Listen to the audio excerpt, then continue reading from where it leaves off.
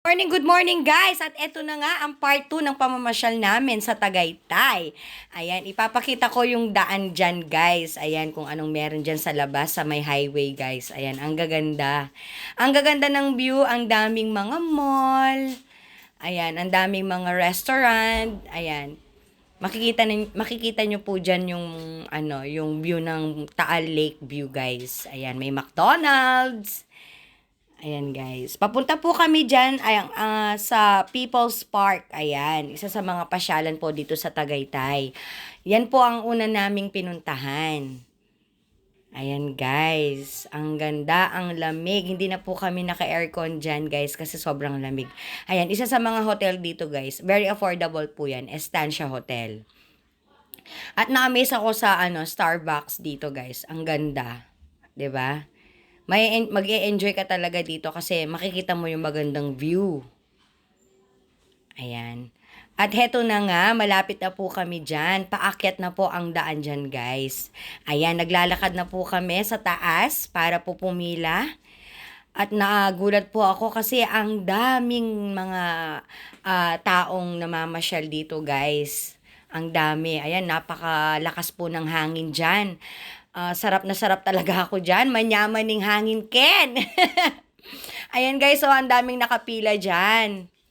Ayan, ang entrance po pala dito, 50 pesos po per head.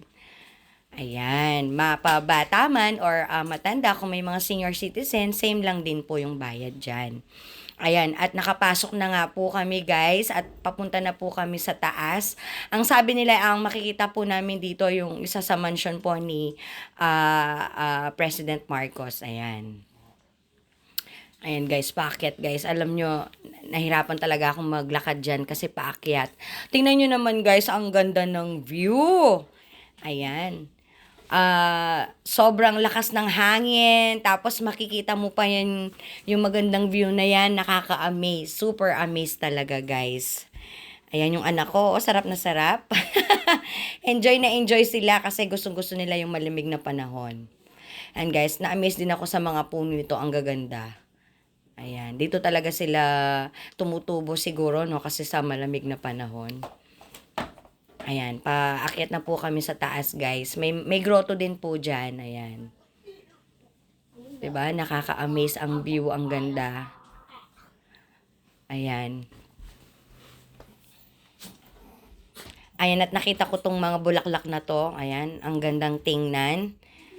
Ayan, bagay na bagay sila sa malamig na panahon.